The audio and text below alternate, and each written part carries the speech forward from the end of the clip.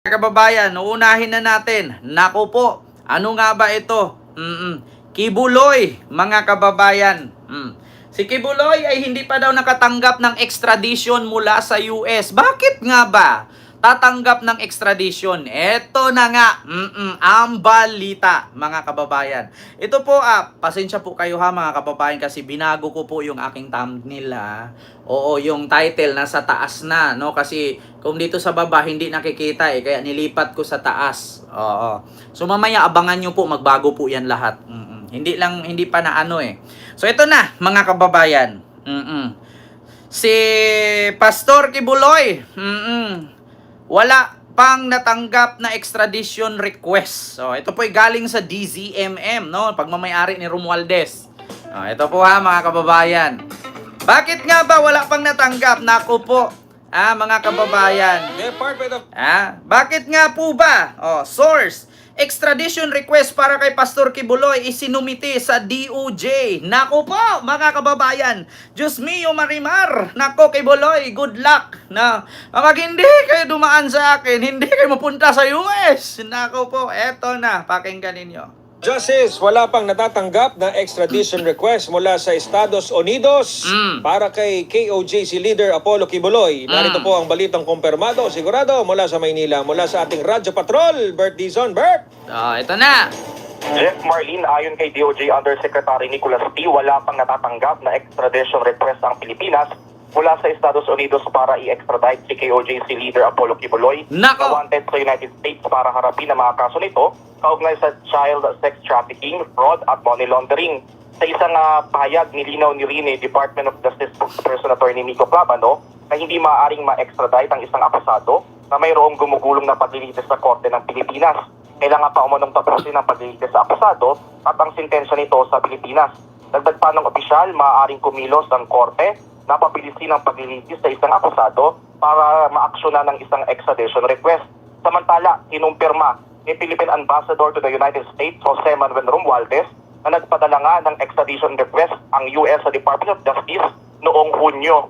At yan, ang balitang kumpirmado, sigurado. Sabi ko nga sa inyo mga kababayan si Tebes, nung pumunta si PBBM sa Timor-Leste, pag-uwi, aresto si Tebes. Nung pumunta si PBBM ng Amerika, pag-uwi, eto na, si Kibuloy. Sana all. Sana all. Kakaiba ito ngayon. Yung year 2025, lahat ng mga nakakasuhan sa Pilipinas, sa abroad na kukulong. Sana all. Kita niyo mga kababayan, bakit kaya si Digong sinuko sa Netherlands, si Kibuloy suko sa Amerika? Sana all. Kinumpirma po ni Romualdez ng ambassador to the Philippines, to the US and the Philippines, na nagpasa nga daw ang US Department ng tawag dito extradition request noong June 2025. So ngayon mga kababayan, narinig nyo naman po na dapat daw bago ito isoko doon sa US, surrender, ay kailangan tapusin ang paglilitis. Diyos ko. Sabi ko sa inyo mga kababayan, kung gaano kabilis ang pag-imbestiga sa flood control, ganun din kabilis yan. Sabi ko sa inyo Ito pa, bukod sa DZMM, ito pa mga kababayan, GMA. Hinihiling ng Amerika na i-extradite o ilipat sa kanilang jurisdiksyon si Pastor Apollo Kibuloy. Nako! Sa isang source ng GMA Integrated News. Nakatutok si Salima Refran. Wala na. Pag na-presidente si Sara dito, wala nang mabuwi. Hinihingi na raw ng US ang extradition ni Kingdom of Jesus Christ founder, Pastor Apollo Kibuloy, para harapin ang patong-patong na mga kaso niya doon. Patay. Ayon sa ilang government sources na nakausap ng GMA Integrated News, na i-transmit na raw ng US ang mga dokumento patungkol dito sa Department of Justice itong Hunyo.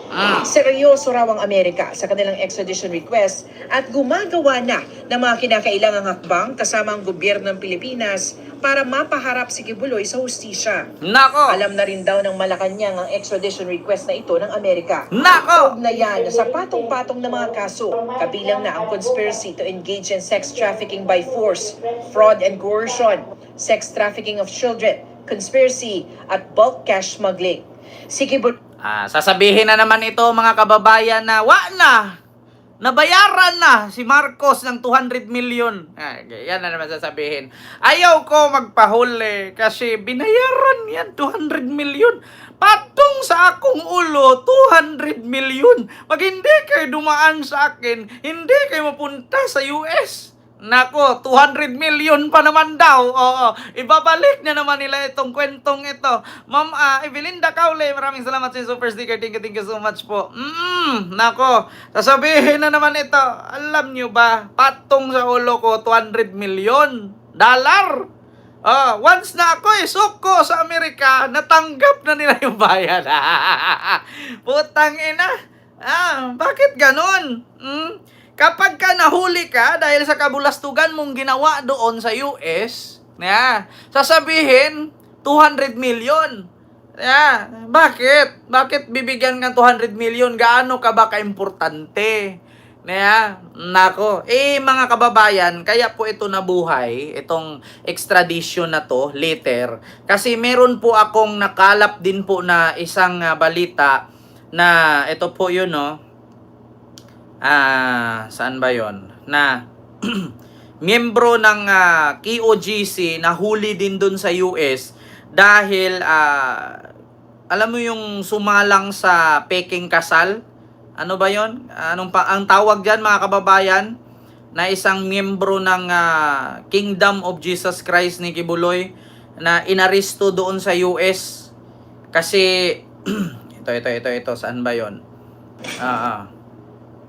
KOGC member arestado sa Amerika. Nako, mga kababayan, Amerika. Diyos mio marimar. Isang Pinoy ang inaresto sa California sa Amerika dahil sa kanyang kaugnayan umano sa terrorist group na Islamic State. Hindi pala, of iba to. Iraq and Syria. Meron pa lang o ISIS. Maginang Pinoy. Kalma. Baby, kalma. Ito yata yon mga kababayan. Yung niya sa peking Mapapadali na ang pag-aresto kay TikToker Kabelame Amerika. peking kasal. Sumiklab ang tensyon. Hindi ko na maano mga kababayan pero naano ko po yan sa balita na actually kahapon nabasa ko yan kahapon na isa daw sa miyembro ng KOGC doon ay naaresto dahil sa paggamit niya ng peking kasal para lang siya maipunta doon. So siya po inaresto at kinasuhan po doon sa Amerika. So ngayon mga kababayan, rinig nyo naman po, kita nyo naman po sa balita ng DZMM at saka sa GMA na kung saan si Kibuloy po ay meron ng ipinasa ang Amerika ng extradition letter or ipa-extradite daw ng Amerika itong si Kibuloy. Ngunit dito sa ating bansa mga kababayan ay hindi po basta-basta ma-extradite, mga kababayan, ang isang tao kapag may kaso pa at hindi pa tapos litisin.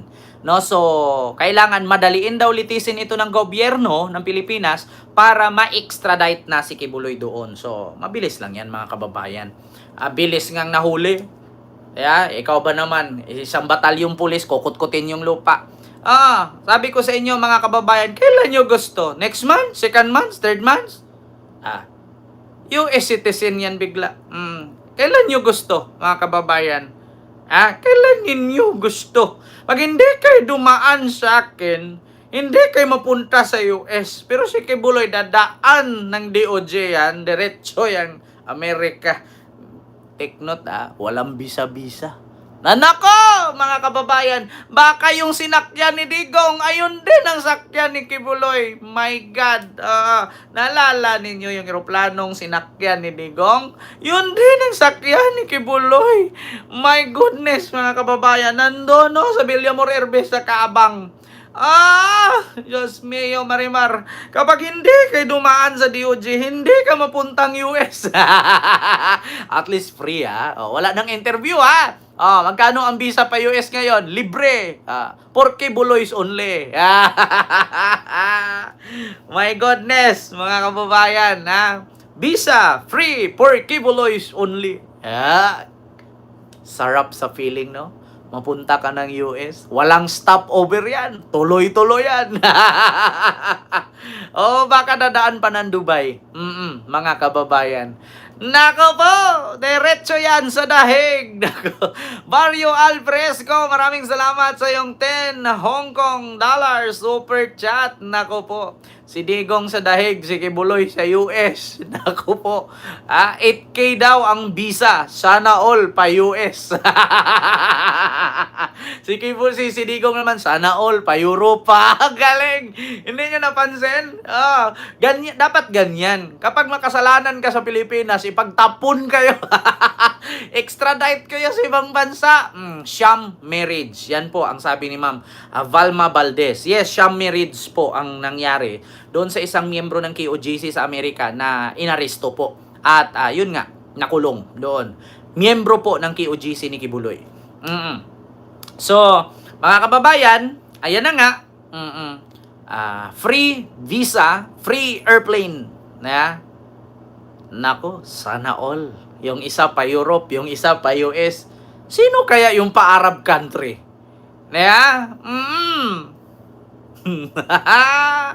So, ayan, sunod mga kababayan. Ito pa. Buko dyan. Dito tayo. Ano nga ba yung sunod, Ken? Nako, mga